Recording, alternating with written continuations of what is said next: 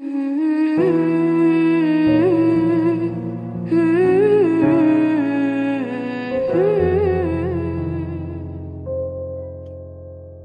Indonesia, khususnya di Jawa Barat, khususnya di Pulau Jawa, lamun eueuh para wali sanga, masya Allah.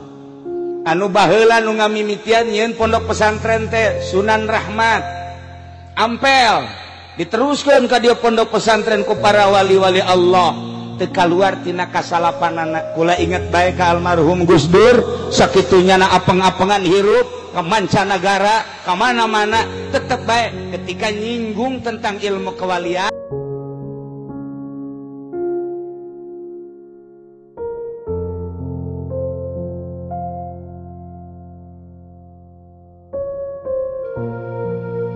Gitulah seorang pujangga anu nyarita, nu nyahun nyana kadar keistimewaan pondok pesantren. Aang Sadili almarhum Ciberem nyana nyarita, andaikan santri berani tampil di panggung nasional jadi menteri misalnya, jadi menteri agama, menteri dan lain sebagainya, ieu kabeh ge eleh. Sebenarnya pendidikan agama mah ku santri segala rupa aya di santri. Dimimiti amil jurumiyah sorop, santri mah geus di luar kepala, datang ka poho deui. Alfiyah matek Johar Maknun geus kabeh di luar kepalanya mah geus. Bolo pikih mangge sunggal poe paslun deui tambihun deui. Pokona geus santri mah ieu Aang Sadili andai kata berani jeung menguasai bahasa moal aya tanding santri mah tentang ilmiahna. Aang Sadili nu nyarita lain dalagaan Pak. Jadi bener-bener kumanehanan geus dijajaki heuh naonan nu sejen mah hanya keberanian nu eueuh. Di antara keistimewaan santri kebebasan merdeka. Eueuh patula patali kos wali. Santri mah kos wali, masak jam sabaraha bae. Batur jam 2 hees jana mah masak. Eueuh suluh sendal babaturana pake suluh. Bebas luar biasa santri mah geus. Teu boga beas nu mana bae pokona mah geus. Eueuh lauk atuh empang guru dipancing. Ieu keistimewaan santri mah.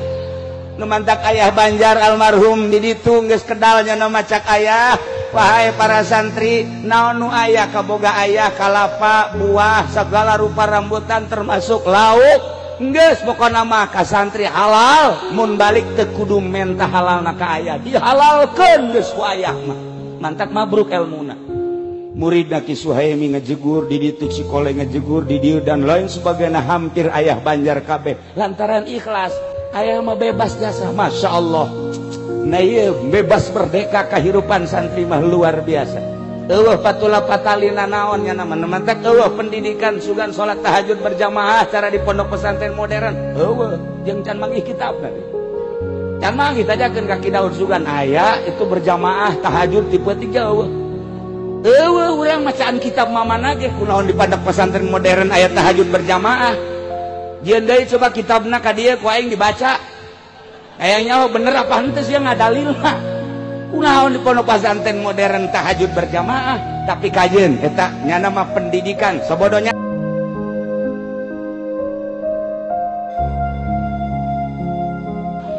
Tapi pondok pesantren Salafi kurang pati ibadah. Di pondokna luca leceh. Bangun teu mireung teh. Dibaca kitab tapi ngalaksanakeun henteu. Ieu santri bebas, tapi begitu datang ka imahna, boh, jadi abuya. Santri. Istimewa. Moal aya tanding santri mah geus. Ketika datang ka imah diperlukeun ku masyarakat, aya nu paeh eueuh nu mandian, siap aing. Eueuh nu ngagali kuburan, aing siap. Ngimaman aing siap, protokol siap, ceramah siap, kakori-kori datang ke Parargat cek Haji Jaya mah siapa ya pantang mundur santri mah aing geus di kebon aing geus di mana mah aing salah bener we ngalamunnya lagi neulah santri. Jadi kula ngupas masalah kehidupan santri sadunia santri salaf mah kieu lain di Indonesia bae cuman inget Salafi kuari keur digempur di dunia sebab hiji-hijina pendidikan salaf Islam ortodok Islam torikoh anu Amerika bener-bener nguntit ningali nu bergerak di Irak adalah Salafi, nu kuari di Palestina adalah Salafi, di Suriah adalah Salafi, di berbagai negara nu kuat kamari ieu di Mekah Sayyid Maliki Salafi, nu kuari dilanjutkeun ku putrana Salafi, di Mesir anu nentang ka Mursi dan lain sebagainya adalah Salafi. Begitu ningali di Indonesia sangat kuat nu paling ditinggali ku Amerika Banten, terus terang lain lalagan saat ieu adalah Banten Salafi. Maka lamun digempur santrina, digempur kiai jeung ustadna, bahaya cek Amerika, cilaka. Maka dipaksa Jokowi harus menang, lain lalagaan kulam tanpa aya ekstrim, serius nu nyaho orang-orang tertentu. Kamari aya kiai ti Bondowoso termasuk di Jawa Timur dongeng akur kakarak 2 poe datang ka dieu naik pesawat ka imah kula langsung ngobrol sarua. Nah digempur kiaina cilaka. Maka dalam penggempuran ini satu-satunya Wahabi dan Syiah harus dikembangkan di Indonesia, terutama di Banten. Carana kumaha? Carana engke sekolah-sekolah bakal nu setengah pinter ge dikirim ke Arab dijadikan non siswa Arab, dikirim ke Iran dijadikan siswa Iran, atau dikirim biayana ke Indonesia dibere beasiswa. Bakalna ieu mah triliunan rupiah nu turun ti Saudi Arabia jeung ti Iran, bakalna triliunan rupiah melalui kedutaan Saudi Arabia jeung kedutaan Iran. Jelas ieu mah geus lain 50-60% deh 100% lain lalagaan untuk menggempur Salafi. Ieu bakalna engke kok Banten terutama dana ti Saudi Arabia jeung ti Iran luar biasa untuk mensiahkan dan mengwahabikan Banten terutama, khususnya umumna Pulau Jawa. Moal kebal deui bakal urang ngadenge selenting lalaunan jangka waktu 10 tahun nyana kudu berhasil Wahabi dan Syiah. Sebab lamun teu Wahabi jeung Syiah tetep Salafi mah deuk kumaha ge ngalawan mah, anu dianggap ngalawan karena perjuangan kristenisasi. Ieu adalah pondok pesantren Salafi nu paling loba ternyata Banten dibanding Jawa Timur, Jawa Tengah jeung Banten ka dieu ternyata paling loba pondok Salafi Banten. Cek ulah masalah nganilai meureun nyana nganilaina asal aya pondok bae nyaho pesantrennya asal aya pondok oh ieu Salafi, asal aya pondok oh ieu Salafi, padahal santrina mah eueuh. Jadi berarti nyana ge min jumlati minal katipin sebenarnya mah katipu nyana ge. Tapi lain gitu, Amerika teu sembarangan, lain leutik nyana, lain bodoh, istimewa dalam penelitian anu luar biasa. Perlu dicatat dan digarisbawahi, itulah salah satu keberhasilan Amerika. Ialah nu bakal mengkristenisasikan melalui wahabinisasi jeung Syiah. Engke bakal karasa triliunan rupiah bakal. Kamari aya kiai 2 memehna saminggu datang deui kiai ti Jawa Timur jeung aya desa babaraha kiai nu datang ka kula bagaimana kita ke depan. Cucu daripada Kiai Khalil Bangkalan ilu mingguan kemudian ngobrol nyana nyaritakeun bagaimana kiai ke depan. Rencana ini kan sudah jelas akan dibuka besar-besaran. Kula tetep ngajawab bari seuri. Tenang cekul. Padahal hati mente. Tenang. Keur penting eta saksina, ieu saksi, ieu saksi. Tenang cekul.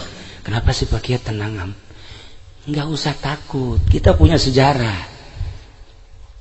Muhammadiyah mewahabikan Indonesia tidak berhasil. Persis untuk mewahabikan Indonesia ngan utek-utekan di Garut yang di Bandung bae. Sakitu bae Bandung Garut geus sakitu. Geh, lah sabaraha persen? Lumpat ka dieu aya Persis kuari di dieu di Cisoka. Aya Muhammadiyah di Cisoka, tetep bae moal bisa. Ieu tolak ukur teu bisa berkembang Muhammadiyah. Menes kurang kumaha leuwih awal.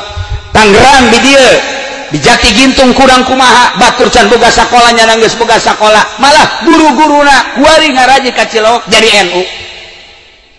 Cek kula tenang. Kiai bagaimana tenangnya? Di urang aya Wali Songo. wali teu maot nu mantak santri zarah ka ditu bari tilok puasa ge nu penting zarah bae nyana hayang seperti Tajikistan, hayang seperti Uzbekistan, hayang seperti Afghanistan.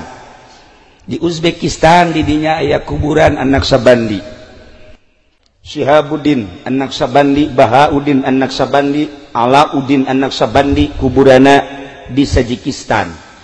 Eta di ditu 100% umatna Islam, wargana Islam 100%, tapi eueuh nu salat hiji-hiji aja, eueuh masjid hiji-hiji aja. Ketika liwat ka kuburan Syekh Bahauddin An-Naqsabandi ngan syukur kieu doang, hormat nyekel ka dieu berangkat deh, hormat nyekel ka dieu berangkat salat tanya kitu keneh ka Imam Bukhari. Ketika ziarah ka Imam Bukhari urang salat di dinya teu meunang, kula nanya sejarahna kunaon sampai eueuh nu salat di dinya. Baheula jajahan Uni Soviet ketika aya nu salat tembak, ketika anu salat tembak, bahkan pondok pesantren diberondong ditembak paraeh kabeh sampai ayeuna eueuh nu berani salat di dinya. Dibuka lebar-lebar ku ari beusi deuk ziarah ka ditu nyana sangat senang, tapi hiji cak nyana ulah salat.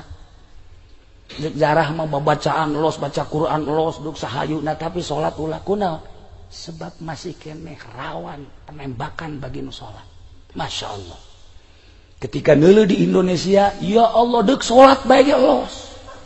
Di Indonesia mah aya nu turun-turun salat bae, datang ka ieu na baratus. Oh masalah di Indonesia mah.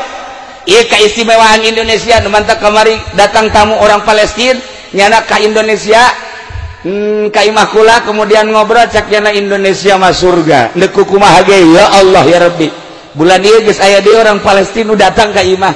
Kula ge kaget aya tamu orang Palestina nyaritakeun tentang surga Indonesia. Deuk kumaha ge. Kula kunjungan ka Yordan, hese salat di Yordan.